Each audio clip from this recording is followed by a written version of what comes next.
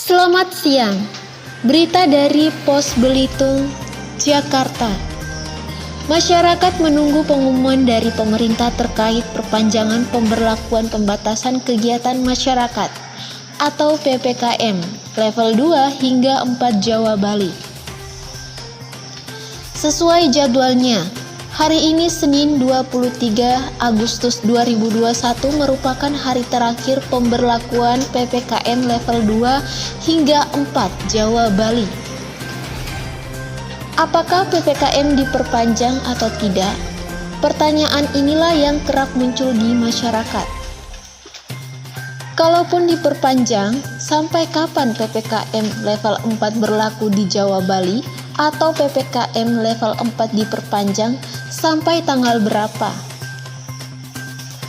Diketahui PPKM level 2-4 di Jawa Bali yang diterapkan pemerintah sudah 5 kali diperpanjang. Apakah yang keenam akan diperpanjang lagi? Kepastian pengumumannya masih menunggu dari pemerintah. Awalnya, pemerintah menetapkan PPKM darurat dilaksanakan sejak 3 sampai 20 Juli 2021. Kemudian pemerintah melakukan perpanjangan PPKM hingga 25 Juli 2021.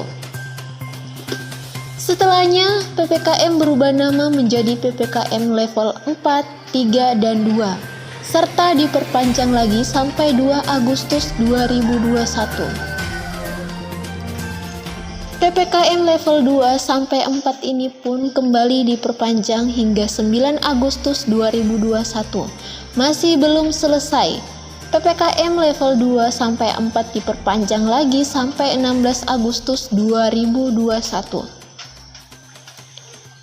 Dalam konferensi pers, evaluasi PPKM pada 16 Agustus 2021, Menteri Koordinator Bidang Kemaritiman dan Investasi Menko Marves Luhut Binsar Panjaitan mengumumkan bahwa PPKM level 2 dan 4 diperpanjang lagi sampai 23 Agustus 2021.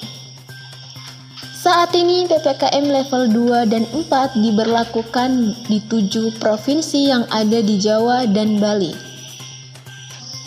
Adapun dasar hukum pelaksanaan PPKM ini adalah Instruksi Mendagri atau Inmendagri nomor 34 tentang pemberlakuan pembatasan kegiatan masyarakat level 4, level 3, dan level 2 Coronavirus Disease 2019 di wilayah Jawa dan Bali yang terbit pada 16 Agustus 2021. Selain di Jawa dan Bali, PPKM level 2 dan 4 juga berlangsung di wilayah luar Jawa dan Bali. PPKM level 2 dan 4 di luar Jawa dan Bali juga akan berakhir hari ini. Hingga saat ini, pemerintah belum menyatakan apakah PPKM di Jawa, Bali, ataupun di luar Jawa dan Bali akan kembali diperpanjang. Menurut juru bicara Satuan Tugas atau Satgas Penanganan COVID-19 Wiku Adhisa Smito, kebijakan PPKM bersifat adaptif. Artinya, penetapan level PPKM akan berdasarkan perkembangan penularan COVID-19 di daerah masing-masing. Kebijakan ini bersifat adaptif, di mana penetapan level suatu daerah akan didasarkan pada perkembangan kondisi kasus COVID-19 di masing-masing daerah, ujar Wiku dikutip dari siaran pers di laman resmi covid.go.id, Jumat 20 Agustus 2021. Pembatasannya pun menurut Wiku bersifat dinamis, sehingga nantinya tiap daerah akan diperlonggar atau diperketat sesuai dengan keadaan kasus COVID-19 masing-masing daerah tersebut. Wiku menjelaskan terkait dengan leveling PPKM ini, level paling ketat adalah level 4. Sebaliknya, level paling longgar adalah level 1. Adapun tujuan dalam penerapan level 1 hingga 4 ini, menurut Wiku, agar masyarakat dapat produktif beraktivitas dan tetap aman dari COVID-19. PPKM juga akan selalu menyesuaikan dengan kondisi perkembangan kasus terkini di Indonesia, sehingga pengendalian kasus dan juga pemulihan sektor ekonomi dapat dijalankan secara beriringan untuk mencapai masyarakat yang produktif dan aman COVID-19, kata Wiku. Ditegur WHO. Sementara itu, jumlah kasus harian akibat penularan virus corona SARS yang menyebabkan COVID-19 di Indonesia dilaporkan masih terus bertambah.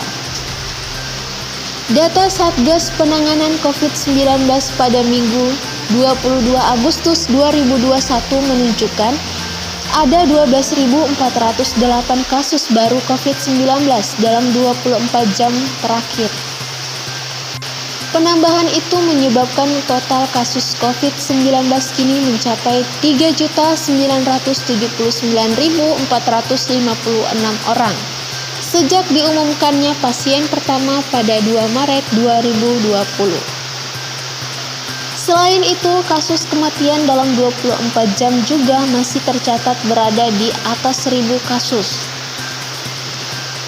Pada periode 21 sampai 22 Agustus 2021, tercatat ada 1.030 pasien yang tutup usia setelah terinfeksi virus corona. Sehingga total angka kematian akibat COVID-19 di Indonesia saat ini mencapai 126.372 orang. Namun, pemerintah juga melaporkan ada penambahan 24.276 pasien COVID-19 yang sembuh dalam sehari. Dengan demikian, total pasien sembuh dari COVID-19 sampai saat ini berjumlah 3.546.324 orang. Di tengah pelaksanaan PPKM level 2 dan 4 dan kasus positif COVID-19 yang masih bertambah, Organisasi Kesehatan Dunia atau WHO mendesak Indonesia untuk mengambil tindakan demi membendung penularan virus corona. Diberitakan Reuters 19 Agustus 2021, hal itu dikarenakan data baru yang menunjukkan bahwa mobilitas untuk retail dan rekreasi telah mencapai tingkat pra-pandemi di beberapa wilayah utama. Laporan situasi terbaru WHO menyoroti peningkatan signifikan dalam mobilitas masyarakat dalam retail dan rekreasi di Provinsi Banten, Jawa Barat, dan Jawa Tengah yang secara kolektif menampung sekitar 97 juta orang. Adapun yang dimaksud ruang retail dan rekreasi mengacu pada restoran, kafe, pusat perbelanjaan, perpustakaan, museum, dan taman hiburan. Perumusan rencana konkret dan tindakan mendesak sangat penting untuk mengantisipasi dan mengurangi dampak peningkatan mobilitas pada transmisi dan kapasitas sistem kesehatan. Tulis laporan itu. Evaluasi Jokowi. Pekan lalu Presiden Joko Widodo memerintahkan jajarannya terus meningkatkan penanganan terhadap pandemi. Ia mengingatkan virus corona sangat sulit diprediksi perkembangannya. Karena itu, Jokowi meminta para kepala daerah dan semua pihak terkait tetap waspada terhadap kemungkinan kenaikan kasus positif COVID-19.